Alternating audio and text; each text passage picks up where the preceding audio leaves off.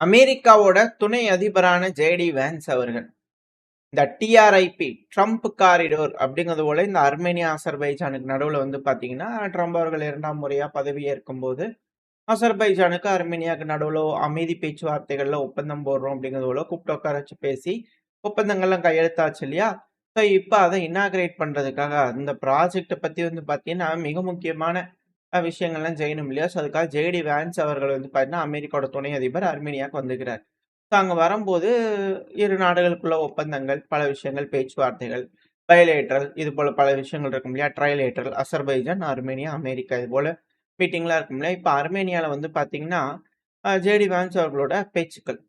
அது போல வந்துக்கிறாரு, பேசிக்கிறாரு இது போல விஷயங்கள். இப்ப அங்க வந்து பார்த்தீங்கன்னா என்ன சொல்லிக்கிறாருன்னா, one of the oldest Christian countries அவர் பேசக்கூடிய பல விஷயங்கள்ல மிக முக்கியமான ஒரு விஷயம். One of the oldest Christian countries இந்த உலகத்திலேயே என்டையர் வேர்ல்டுலயே இருக்குன்னா அது இதுதான். கிறிஸ்டியனோட சிவிலைசேஷன் கல்ச்சரே வந்து பார்த்தீங்கன்னா இங்க தான் இருக்கு. அப்படிங்கிறது போல வந்து பார்த்தீங்கன்னா, ஜேடி வேன்ஸ் அவர்கள் புகழாரம் சூடிக்கிறார் அர்மேனியாக்கு. இன்னும் இத பத்தி நெறைய சொல்லலாம். இன்னும் நெறைய விஷயங்கள் இருக்கு. இன்வெஸ்ட்மென்ட் ஏகப்பட்ட விஷயங்கள். அர்மேனியால வந்து பார்த்தீங்கன்னா, த காய் பிரைம் மினிஸ்டர் பெஷஷ்கியான் அவர்கள் இருக்கார் இல்லையா? அவர பத்தி வந்து பண்ணா பல விஷயங்கள் வந்து பண்ணா லாங் டெர்ம் பார்ட்னர்ஷிப்புக்கு வந்து பார்த்தீங்கன்னா, நாங்க அதுக்கான வேலைகள் செஞ்சுகிட்டு இருக்கோம் அப்படிங்கிறது போல அமெரிக்க தரப்புன்னு சொல்றாங்க. இதுல one of the oldest Christian country அப்படிங்கிறது இவங்க ஆர்த்தோடாக்ஸா இருந்தாங்க. இப்ப எப்படி அப்படிங்கிறது போல தெரியல. ஏன்னா, ரஷ்யா இந்த இடத்துல வந்து பார்த்தீங்கன்னா, ஆளுமை செலுத்தியிருந்தாங்க. ரஷ்யாவுக்கு ரொம்ப வேண்டப்பட்ட நாடா இருந்தது. இப்ப இந்த பகுதி அமெரிக்காவுக்கு வேண்டப்பட்ட நாடா மாறுது. ஸோ அதுதான் இதுல இருக்கக்கூடிய ஒரு ஹைலைட். ஸோ ரஷ்யாவோட பெல்லில வந்து பார்த்தீங்கன்னா, மிக ஸ்ட்ராங்கான ஒரு பொசிஷன் அமெரிக்காவுக்கு வந்திருக்கு. இது இந்த மிடில் ஈஸ்ட்டுக்கும் சரி, இங்க சுத்தி இருக்கக்கூடிய நாடுகளுக்கும் சரி, ரஷ்யாவோட தெற்குக்கும் சரி, ரொம்ப பெரிய ஆபத்து அப்படிங்கிற மாற்று கருத்துல அந்த இடத்துல ட்ரம்ப் காரிடார் அப்படிங்கிறதும் ஒண்ணு ஆரம்பிச்சுக்கிறாங்க. இந்த ரஷ்யா உக்ரைன் பிரச்சனையை பயன்படுத்தி ரஷ்யாவை பல வழிகள்ல வீக் ஆக்கி, பல இடங்கள்ல வந்து பார்த்தீங்கன்னா, காயின் விளையாடக்கூடிய வேலைகள்ல அமெரிக்கா இறங்கியிருக்கிறாங்க. இன்னும் பல வருட காலத்திற்கு இந்த உக்ரைனோட பிரச்சனை முடிஞ்சாலுமே, பல வருட காலத்துக்கு வந்து பார்த்தீங்கன்னா, ரஷ்யா வேலை செய்ய வேண்டிய கட்டாயத்துக்கு தள்ளப்பட்டிருக்காங்க. ஒரு இடத்துலயும் ஸ்லோ அண்ட் ஸ்டடியா அதெல்லாம் முடிச்சுட்டு வர்றதுக்கே மிக பெருமளவுல சிக்கல்கள் ஆகும். ஏன்னா, அர்மேனியா, அங்க வெனிசுவேலா, இப்ப ஈரான் ஏகப்பட்ட விஷயங்கள் இந்த இடத்துல வந்து பார்த்தீங்கன்னா, ரஷ்யாவோட நட்பு நாடுகள், ரஷ்யாவுக்கு ஆதரவா இருக்கக்கூடிய நாடுகள்லாம் வந்து பார்த்தீங்கன்னா, ஒண்ணொன்னா விக்கெட் எடுத்துக்கிட்டே இருக்கிறாங்க அமெரிக்கா. இது மிக பெரும் இழப்பா இருக்கும் அப்படிங்கிறத மாற்று கருத்துல.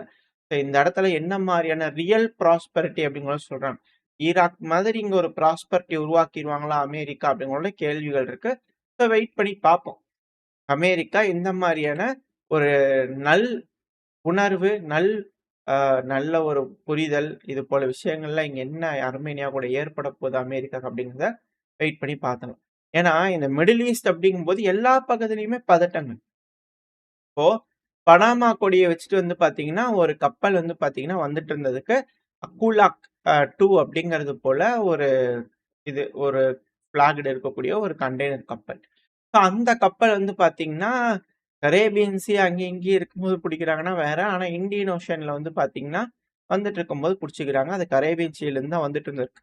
ஸோ அங்க விட்டது வந்து பார்த்தா இங்க பிடிச்சுக்கிறாங்க. இப்ப இங்க பிடிச்சக்கூடிய இந்த கப்பலை எப்படி எடுத்துட்டு போவாங்க? தியோகார்ஷியா பகுதிக்கு எடுத்துட்டு போவாங்களா? இல்ல என்ன மாரியான வேலைகள் செய்ய போறாங்க அப்படிங்கிறது தெரியல. பட் ஆனா இப்ப இன்னொரு கப்பல வந்து பார்த்தீங்கன்னா, அமெரிக்கா புடிச்சுட்டு போயிருக்காங்க. ஆல்ரெடி 3 கப்பல நம்ம புடிச்சோம். இப்போ ஒரு கப்பல வந்து பார்த்தீங்கன்னா, அமெரிக்கா புடிச்சுட்டு போயிருக்காங்க. அதுவும் இந்தியன் ஓஷன்ல. ஸோ இதுதான் மிக பெரும் பதட்டம். என்டையர் வர்த்தகமும் வந்து பார்த்தீங்கன்னா, அமெரிக்காவோட ஆளுமை அமெரிக்காவோட வர்த்தகத்துக்கு கீழ இருக்கு. அதுவும் குறிப்பா மேரிடைம் ட்ரேட் ரூட்ன்னு சொல்லுவாங்க இல்லையா? கடல் வழி வணிகம். அது முழுசும் வந்து பார்த்தீங்கன்னா, கட்டுப்படுத்த நினைக்கிறாங்க மேற்கு. இது மிக பெருமளவுல இழப்புகளா இருக்கும் பிரிக்ஸ் நாடுகளுக்கு. இத எப்படி ஓவர் கம் பண்ணி வரப்போறாங்க? ஏன்னா ஈரான், சைனா இவங்க 2 பேரும் வந்து பார்த்தா நெறைய விஷயங்கள்ல வந்து பார்த்தீங்கன்னா, ஒண்ணு மண்ணா பின்னி பிணைஞ்சிருக்காங்க. இவங்களோட வணிகங்கள வந்து கட் பண்றாங்க அப்டின்னா, மிக பெருமளவுல இழப்புகள், சேதாரங்கள் ஏற்படும். வெயிட் பண்ணி பார்ப்போம். அங்கலாம் டாமினேட் பண்றது வேற, இங்கேயும் வந்து டாமினேட் பண்றாங்க அப்டிங்கும்போது, நம்மளுக்கும் பேராபத்துகள் இருக்கு அப்டிங்கிறத மாற்று கருத்து இல்ல. ஏன்னா, இந்த பிரச்சனைலாம் முடிஞ்சதுக்கு அப்புறமும் இதெல்லாம் தொடர்ந்து நடக்குமா? அப்படிங்கிறது கேள்விதான். பட் இருந்தாலும் நடக்குதுனாலும் ஆளுமை செலுத்த முடியும் அமெரிக்கானால. ஸோ அப்படி செலுத்துறாங்க அப்படிங்கும்போது, நம்ம தற்சார்பா, சுயமா நம்ம ஒரு வர்த்தகம் பண்றோம் அப்படின்னா, அது நடக்காது. புடிச்சுட்டு போயிருவாங்க. ஸோ அமெரிக்கா, மேற்கு நாடுகள் என்ன சொல்றாங்களோ அத கேட்டுட்டு வர்த்தகம் நடந்தா நடக்கும். இல்லன்னா மிக பெருமளவுல சிக்கல் அப்படிங்கிறனால இந்த ஒரு விஷயத்த வந்து ஏன்னா இங்க வந்து போர் பதட்டங்கள் அப்படிங்கிறது அதிகரிச்சுக்கிட்டு இருக்கு. அதுவும் குறிப்பா இஸ்ரேல், அமெரிக்கா, ஈரான் இந்த பகுதிகள்ல. இதுல இஸ்ரேல் தரப்புல இருந்து வந்து பண்ணா வார்னிங் குடுத்துருக்காங்க. அமெரிக்காக்கு குடுத்துருக்காங்க. ஈரானோட பெலிஸ்டிக் மிசைல் புரோகிராம் அப்படிங்கிறதே வந்து பார்த்தீங்கன்னா, இஸ்ரேலோட இருப்புக்கே ஒரு த்ரெட், எக்ஸ்டென்ஷியல் த்ரெட் அப்படிங்கிறதோட இஸ்ரேல் தரப்புன்னு சொல்லிக்கிறாங்க. ஸோ நாங்க இண்டிவிஜுவலா அட்டாக் பண்ணதுக்கு பண்ண ஆரம்பிச்சுரும் அமெரிக்கா. எங்களுக்கு ஈரான் கிட்ட மிசைல் புரோகிராம்ங்கிறது வந்து பார்த்தீங்கன்னா, எங்களுக்கு அது ஒத்து வர மாரி தெரியல. அது எங்களோட ரெட் லைன். அதான் சிகப்பு கோடு. அத வந்து தாண்டக்கூடாது ஈரான். ஸோ மிசைல் புரோகிராம் வந்து பண்ண கன்டெயின் பண்ணி வச்சிருக்கணும். இப்போ அந்த மிசைல் புரோகிராம் அவங்க கன்டெயின் ஆக மாட்டாங்க. அதுக்கு எந்த ஒரு பேச்சுவார்த்தை இல்லன்னா, யுனிலேட்ரலா தன்னிச்சையா நாங்க முடிவெடுத்து ஈரானுக்கு எகெயின்ஸ்டா அட்டாக் பண்ண ஆரம்பிச்சுருவோம். வி ஸ்ட்ரைக் அலோன் அப்படிங்கிறது போல இஸ்ரேல் தரப்புலன்னு சொல்லிக்கிறாங்க. ஸோ அதுக்கான செய்திகள்லாம் வந்துட்டு இருக்கு. மீடியாக்கள்லாம் பார்க்க முடியுது.